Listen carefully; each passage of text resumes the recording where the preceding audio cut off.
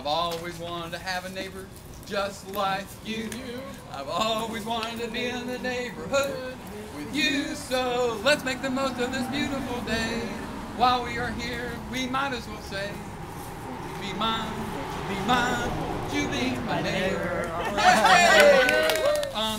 We've got business owners, renters, we've got the city, we've got nonprofits. We have a lot of the people that make up this neighborhood.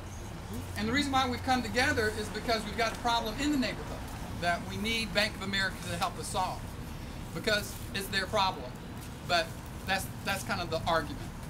This house is 212 East Gear Street, and I'm going to have Lynn Jarvis come up and tell you the history, the legal history of this property. Let me just give you a brief snapshot, and then I'll also translate from the legalese once she gets done talking. Long and short of is that this is what's called a bank walkaway. And it's fundamentally rooted in the thinking that it's somebody else's problem. The investor who owned this property and fixed it up to rent it, and it didn't work out for him, walked away from the property. He said, you know what? That's somebody else's money. That's somebody else's problem. And then Bank of America, which went through was servicing it and doing the foreclosure process, at some point decided, you know what? I've already lost my money. It's somebody else's problem. And so the neighborhood, though, has been left with the fact that it's their problem.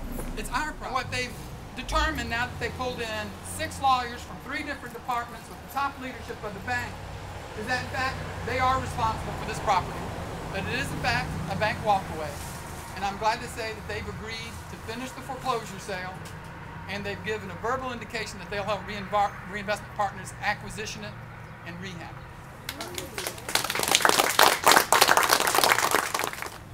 We filed a complaint with the Durham Clerk of Court and won. We filed a complaint with the Consumer Financial Protection Bureau, with the North Carolina Attorney General, with the AG Monitor, and I talked with the Comptroller of the Currency about this property. We used research, advocacy, organizing, media work, lawyer work. I want to ask you, how many nonprofits have that capacity across this country to take care of one property at a time? That's not a sustainable solution. The solution is for there to be policy to require banks to take care of these bank walkaways and for them to follow that policy and law. So, tell you what, let's sign off with one big applause for the rebirth of this neighborhood.